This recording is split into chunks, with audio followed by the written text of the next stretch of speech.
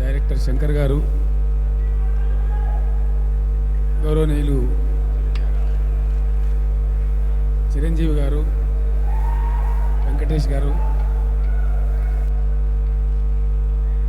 Cinematography మంత్రి గౌరవనీయులు శ్రీనివాస్ యాదవ్ గారు, మిత్రులు శంకర్ గారి పేరు చెప్పాను, చిత్ర నిర్మాత రామకృష్ణ గారు, వేదికను అలంకరించినటువంటి పెద్దలు, సినిమా డైరెక్టర్ గారు, నాకు అత్యంత అభిమాన నటులైనటువంటి నటరత్న ఎన్టీఆర్ గారి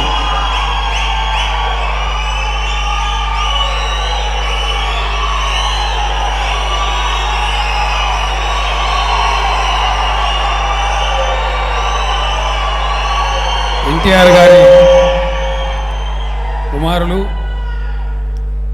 సుప్రసిద్ధ సినీ నటులు గౌరవనీయులు బాలకృష్ణ గారు వారి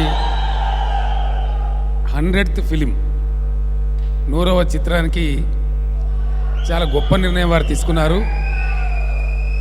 గౌతమి పుత్ర శాతకర్ణి, ఇది చిన్న విషయం కాదు.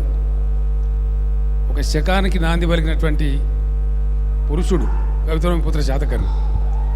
అంతకుముందు మన తెలుగు జాతికి తెలిసిందంతా కూడా బిఫోర్ క్రైస్ట్ ఆఫ్టర్ క్రైస్ట్ అనే పద్ధతిలో ఉన్నాం. కానీ 100వ చిత్రానికి బాలకృష్ణ గారు తెలుగు ప్రజలందరికీ చరిత్రలో చిరకాలం గర్వంగా గుర్తుండిపోయే విధంగా ఈ శాతవాహన శకానికి సంబంధించినటువంటి కథావస్తువు తీసుకొని 100వ చిత్రాన్ని నిర్మించి తలపెట్టడం చాలా సంతోషం. నేను వయసులో బాలకృష్ణ కంటే కొంచెం పెద్ద కాబట్టి అన్నగారి అభిమానిగా హృదయపూర్వకంగా బాలకృష్ణ గారికి నా ఆశీస్సులు, నా దీవెనలు. బాలకృష్ణ గారి 100వ చిత్రం ఖచ్చితంగా 200 రోజులు ఆడుతుందని మాత్రం చెప్పగలను. కారణం ఏంటంటే తెలుగు ప్రజలందరూ, అన్ని తరాల తెలుగు ప్రజలందరూ చూసి తెలుసుకోవాల్సిన కథాంశం ఈ గౌతమి పుత్ర శాతకర్ణి.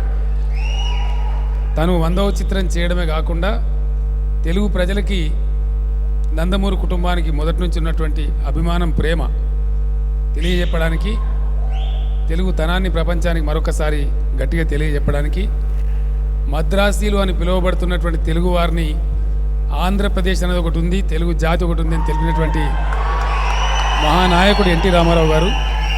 తెలుగు జాతి గర్వించదగ్గ గొప్ప బిడ్డ ఆయన. ఇటీవల అంబేద్కర్ గారి విగ్రహం పెడుతుంటే కొంతమంది కిట్టని వాళ్ళు దుష్ప్రచారం కూడా చేశారు. హైదరాబాద్లో ఉన్నటువంటి ఎన్టీఆర్ గార్డెన్ ఏదైతే ఉందో అది చిరస్థాయిగా ఎన్టీఆర్ గార్డెన్గానే ఉంటుంది, అద్భుతంగా ఉంటుంది. ఎందుకంటే ఆయన ఎన్టీ రామారావు గారు ఒక తరం నటుడు కాదు, ఆయన తెలుగు జాతే గర్వించదగ్గ తెలుగు బిడ్డ, గొప్ప తెలుగు బిడ్డ. కాబట్టి 2 తెలుగు రాష్ట్రాలలో ఏ మూలకు పోయినా ఎన్టీఆర్ గారి పేరు తెలియని వారు కానీ, ఎన్టీఆర్ కుటుంబం గురించి తెలియని వారు కానీ లేరు. కాబట్టి అంత మహానాయకుడు, అంత గొప్ప వ్యక్తి యొక్క స్మారక చిహ్నం ఏదైనా సరే తెలుగు ప్రజలు గుండెల్లో పెట్టుకొని చూసుకునేటువంటి గొప్ప సందర్భం. వారి కొడుకుగా బాలకృష్ణ గారు 100వ చిత్రం అన్ని విధాలుగా విజయవంతం కావాలని వచ్చిన పెద్దలందరూ కూడా మహామౌలే వేతించారు. అందరూ కూడా ఆశీస్సులు అందించారు. చిరంజీవి మెగాస్టార్ గారు, వెంకటేష్ గారు పైరు ఏం స్టారో నాకు తెలియదు, విక్టరీ వెంకటేష్ గారు, శంకర్ గారు వచ్చారు, దాసరి గారు, సరేసరి ఉన్నారు, రాఘవేంద్రరావు గారు, మహామౌలందరూ ఉన్నారు. ఇంతమంది దీవెనలతో సంగీతం శ్రీనివాసరావు గారు పెద్దలు, ఎన్టీఆర్ గారితోనే అనేక చిత్రాలు నిర్మించినటువంటి దర్శకులు వారు కూడా పెద్దలు కూడా వచ్చారు.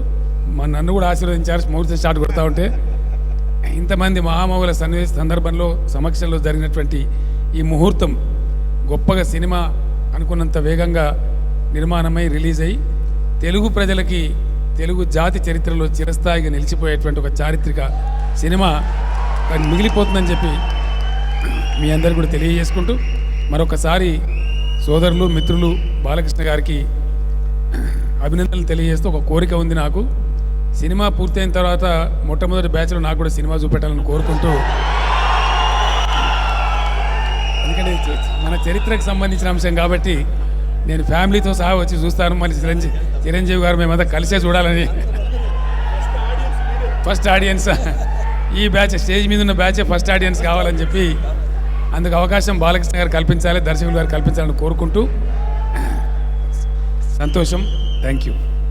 గౌతమి పుత్ర శాతకర్ణి ఈ ప్రారంభోత్సవానికి ఇచ్చేసినటువంటి 50 మంది పెద్దలకు, సినీ ప్రముఖులకు, నందమూరి అభిమానులకు ప్రతి ఒక్కరికి పేరు పేరున నా హృదయపూర్వక స్వాగతం. చాలా ఆనందంగా ఉంది. ఎందుకంటే 100వ